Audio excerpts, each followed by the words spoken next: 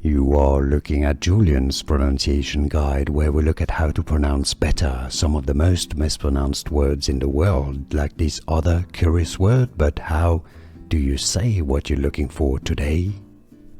How do you pronounce this word? Well, this name, this is an aperitif. This is specifically a mistral, what we call a mistral, meaning that it's a grape must or grape juice with a bit of alcohol added to it, from the Charentes region in southwestern France. In French, in France, it is pronounced as Pineau. Pineau, E-A-U, form the sound O in French, just like the letter O. Pineau des Charentes. Pineau des Charentes. If you're going to pronounce French perfectly, you can say it as Pineau des Charentes.